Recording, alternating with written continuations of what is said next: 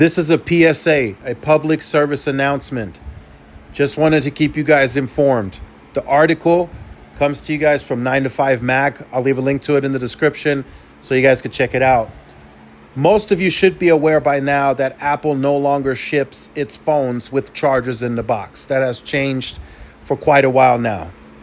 And as of recent, with the 16 and the 15 and the 14, you have been able to get a charging brick that could charge the iPhones at that time a little faster than if you just had the standard charger. For those of you who remember, I believe it was a 5-watt standard charger.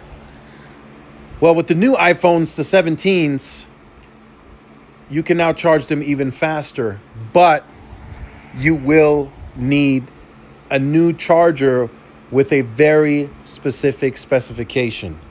So if you got let's say a 45-watt charger for the iPhone 16 Pro Max, that charger will more than likely not activate the fastest charging possible for the 17 Pro Max, which is 40 watts. So let's look into this here from 9 to 5 Mac.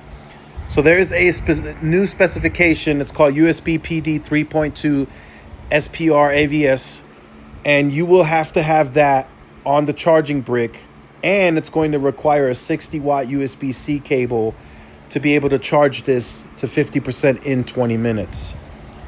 If, by chance, you still have a charger that you purchased last year or the year before, such as the 45-watt nano charger from Anker, right? That is plenty fast, but it doesn't come with that specification. So what's going to happen? You will still be able to fast charge, but you will only get to 50% in 30 minutes. So it adds an additional 10 minutes. If you buy the new charger with that specific specification, it cuts it down by 10 minutes. Now you get the 50% in 20. For some of you, that might matter.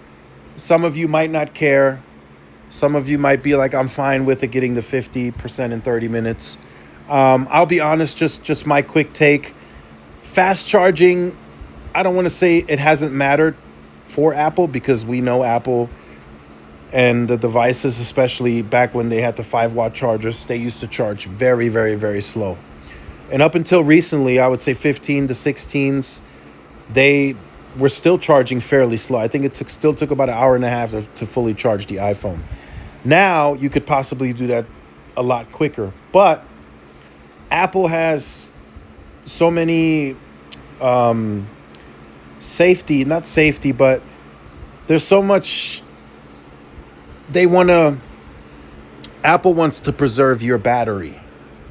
So if you get to a certain percentage, Apple, the iPhone will cut down the wattage that the charger outputs. So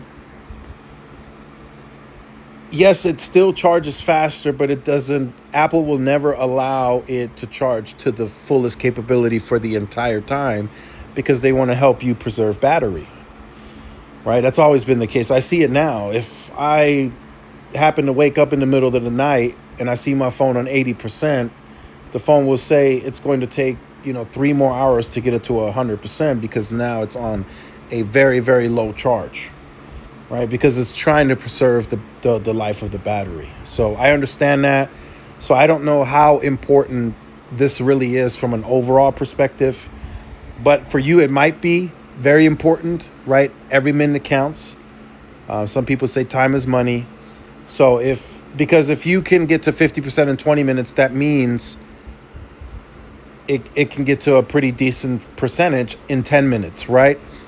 But if you don't have that specific charger with that specification, now you have to wait for 20 minutes to get to a higher percentage, when you maybe could have gotten to a higher percentage at 10 minutes, right? So just, again, a PSA for you guys. This charger, I think everything is like $40, and then the cable another, I think, 20. So you're probably going to spend about $60, if I saw that right, on getting this charger.